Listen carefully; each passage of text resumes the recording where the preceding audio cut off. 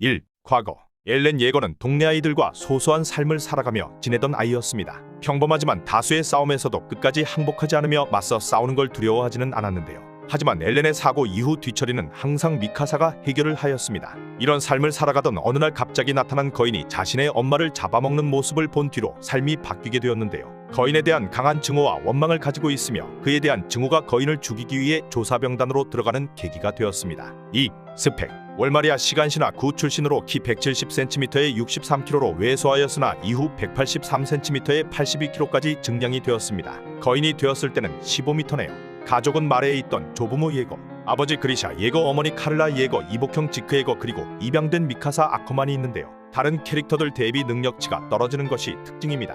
3. 능력. 에렌이 작중 가장 많이 사용하는 능력은 진격을 기반하여 사용하는 진격의 거인의 힘입니다. 진격의 거인 육체를 기반으로 사용하며 프리다 레이스를 섭취한 그리샤 예거에 의해 진격의 시조가 동시에 계승되었다고 볼 수 있습니다. 이후 전투의 거인의 능력을 얻었는데요. 턱거인을 팔다리를 뜯어 압도한 뒤 수정체로 있는 전투의 거인을 박살낸 뒤 척수액이 섞인 피를 마셔 능력을 얻었습니다. 4.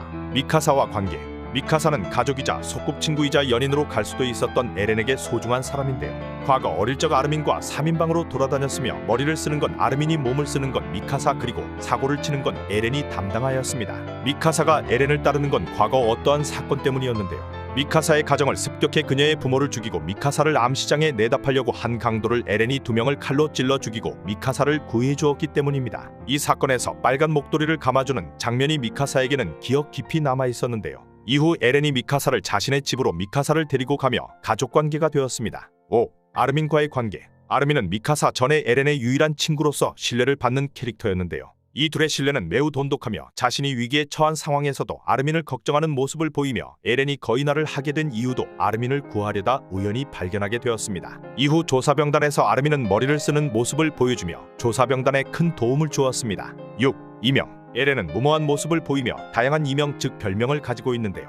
장은 에렌을 보며 죽고 싶어 환장한 녀석이라는 말을 자주 하였습니다. 이외 진격의 거인으로서 인류의 희망과 말의 제국 자미푸크루것이 시조의 거인의 약칭인 시조, 프리츠 왕가에게로 불려지는 찬탈자, 땅울림을 보며 뮬러가 칭한 우리들의 괴물 등 이명이 많은 캐릭터입니다. 7. 변화.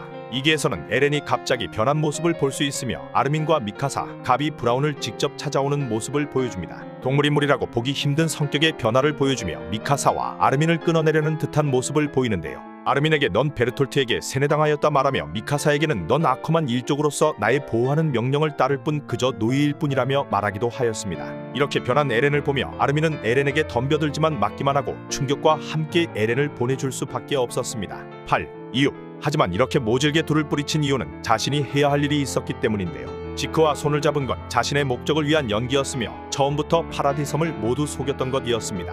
9. 땅울림.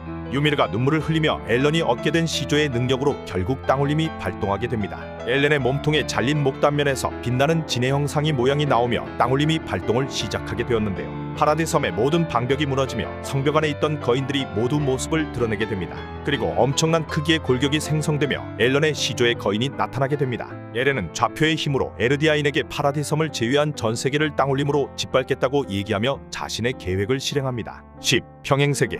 평행세계 속 앨런은 미카사에게 다른 대답을 듣고 땅울림을 실행하지 않고 자신의 생을 미카사와 단둘이 보내기 위해 인류의 멸망을 방관하였는데요. 평행세계 속에서는 미카사에게 자신이 죽으면 머플러를 버리고 자유로워지라고 미카사에게 말하였습니다. 자신을 잊고 살아달라는 뜻을 미카사에게 전하였습니다. 11. 현실.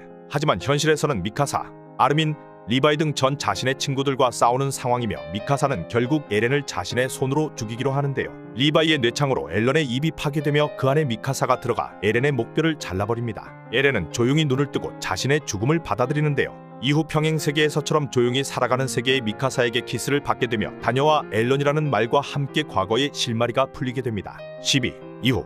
시점은 이후 천지전으로 전환이 됩니다. 앨런은 시조의 거인에서 사람으로 돌아오고 목이 잘린 채 미카사에게 안겨온 엘렌을 보며 오열합니다. 자신의 죽음으로 모든 유미르의 백성이 평범한 인간으로 돌아왔으며 앨런은 시간시나 구 내지의 언덕나무 아래에 묻히게 되었습니다. 키마사와 아르민이 함께 있던 공간에 말이죠. 앨런을 그리워하며 미카사는 언덕나무 아래를 자주 찾았고 의문의 새가 머플러를 어깨춤에 올려주고 떠나며 미카사는 고맙다 말하며 에렌의 이야기는 끝이 납니다. 13. 에필로그. 앨런의 죽음과 함께 평화로운 삶이 계속될 것 같았던 파라디 섬은 수십 년 후 원인 불명의 전쟁으로 인해 멸망하게 되었는데요. 고향이 파괴되고 본인의 머리가 묻혀있던 언덕나무는 본연의 모습이 사라졌으며 대지의 악마의 새로운 탄생이자 숙주로 변질이 되어버리고 말았습니다. 이 장면은 진격이 거인 작가가 앨런이 틀렸다는 걸 암시해주며 죽어서도 대지의 악마에게 이용을 당하게 만들어 놓은 것인데요. 마지막으로 소년병으로 보이는 파라디 섬의 생존자가 개를 이끌며 나무의 입구까지 도달을 하며 거인의 시대가 곧 다시 시작될 것을 암시하며 진격이 거인은 막을 내립니다.